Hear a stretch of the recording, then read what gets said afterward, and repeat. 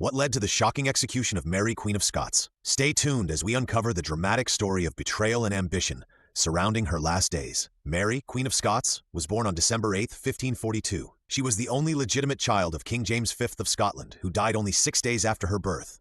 This sudden loss thrust Mary into the role of queen at an extremely young age. Her early years were marked by political intrigue, as regents governed Scotland during her childhood. This included figures such as James Hamilton, Earl of Arran, and her mother, Mary of Guise. Mary's childhood was filled with a mix of danger and opportunity. Due to political instability in Scotland, she was sent to France at the age of 5 for her safety. Mary became betrothed to Francis, the Dauphin of France, and spent 13 formative years at the French court. During this time, she was educated in a wide range of subjects, including languages and the arts, becoming an accomplished and charismatic young woman, admired by many.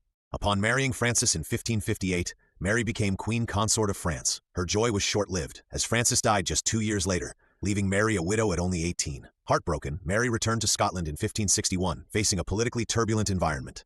Protestant reformers, led by John Knox, openly challenged her authority. As a Catholic queen in a predominantly Protestant country, she struggled to gain respect and legitimacy from her subjects. Mary's return to Scotland ignited fierce political turmoil. Seeking to strengthen her claim to the English throne, she married her cousin Henry Stuart, Lord Darnley, in 1565. Their marriage, however, quickly soured. Darnley's jealousy over Mary's close relationship with her secretary, David Rizzio, led to tragic consequences. The political landscape further escalated with the murder of Darnley, intensifying the conflict between Mary and her Protestant nobles. This series of events set in motion the inevitable decline of her reign. With rising dissent among her nobles, Mary's life became an intricate web of threats and conspiracies. The tensions boiled over when Darnley was murdered under mysterious circumstances. Following his death, suspicion fell on Mary and her new husband, James Hepburn, the Earl of Bothwell. Many viewed their hasty marriage as evidence of a conspiracy, further damaging her reputation. By 1567, with substantial pressure from her half-brother Moray and other Protestant lords, she was forced to abdicate in favor of her infant son, James VI. After her forced abdication, Mary sought refuge in England, hoping her cousin Elizabeth I would provide protection and support. Instead, Elizabeth, fearing Mary's claim to the English throne, imprisoned her in a series of castles and manor houses. For the next 18 years, Mary remained a prisoner, her life dictated by political maneuvers and suspicions.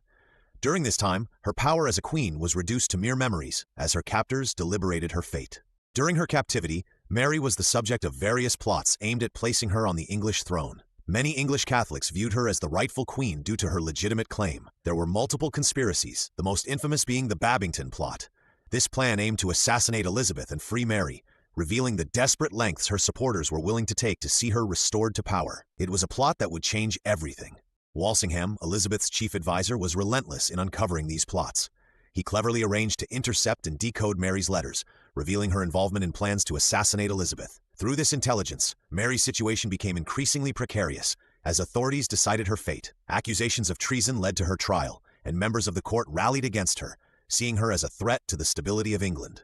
Mary's trial took place in October 1586 in the Great Hall of Fotheringhay Castle. Despite her attempts to defend herself, she was not allowed legal counsel. The court, comprised of noblemen who had long seen her as a rival, found her guilty of treason. The sentence delivered was harsh yet inevitable, a death sentence. This trial, marred by political bias, symbolized the culmination of Mary's tragic journey. On February 1, 1587, Elizabeth reluctantly signed the death warrant for Mary, despite her concerns about executing a queen. The execution was set for February 8th, creating a mix of anticipation and trepidation across England and Scotland. The public's perception of Mary had transformed into that of a martyr for the Catholic cause, and many mourned the loss of their rightful queen.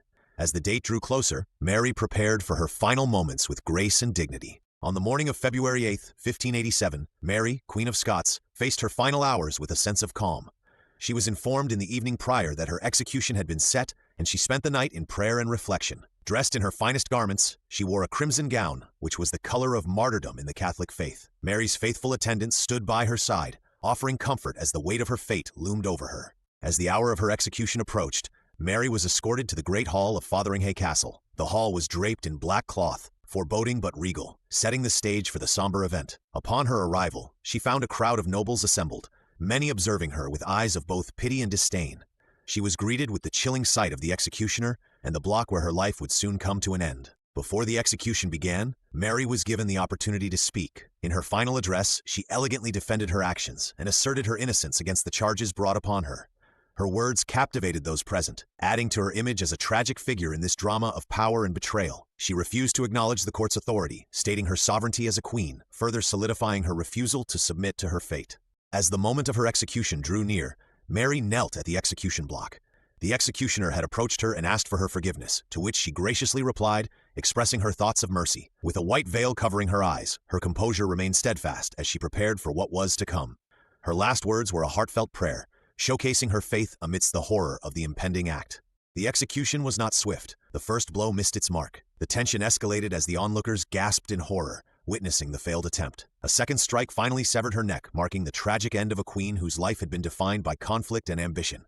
As her lifeless body fell, the executioner held her head up high, proclaiming the words, "God save the Queen." The crowd, stunned, processed what they had just witnessed. A royal execution that would reverberate throughout history. The execution of Mary, Queen of Scots, sent shockwaves through both England and Scotland. News of her death ignited mixed reactions. Many Catholics mourned her loss, viewing her as a martyr for their faith. Conversely, Protestant supporters of Elizabeth I celebrated, believing that the threat to the English throne had been eliminated. Mary's execution marked a significant shift in political dynamics, raising questions about royal legitimacy and the lengths to which power struggles would go. In England, Elizabeth I faced backlash from some of her own subjects for her role in Mary's death. Many believed executing another queen was a grave act that would tarnish her reign. The Protestant establishment, however, quickly rallied around Elizabeth, reinforcing her status as the legitimate ruler. This execution also strengthened her hold on power, allowing her to navigate through potential rebellions more effectively. Mary's death also sparked a wave of uprisings among her supporters. Several Catholic factions, feeling betrayed by their queen's execution, attempted to rise against Elizabeth's rule. These rebellions, fueled by loyalty to Mary and discontent with Protestant leadership, reflected the deep divide in religious and political beliefs in England and its surrounding regions. This strife would lead to increased tensions and conflicts in subsequent years. In Scotland, Mary's legacy continued to haunt the political landscape. As her son, James VI, was proclaimed king, he inherited a divided kingdom still irrevocably touched by his mother's tragic fate. Many viewed James as a potential unifier who could bridge the gaps between Protestants and Catholics. However, the complex tensions built up over the years following his mother's execution would shape his own reign significantly. Ultimately, Mary's life and execution reverberated through history as a poignant tale of ambition, betrayal, and tragedy. She became romanticized in literature and culture, often depicted as the ill-fated queen who stood up for her beliefs in a time of immense change. Historians and authors alike examined her story, transforming it into a symbol of the power struggles that characterized the period. Her legacy lives on, inviting reflection on the complexities of power and identity.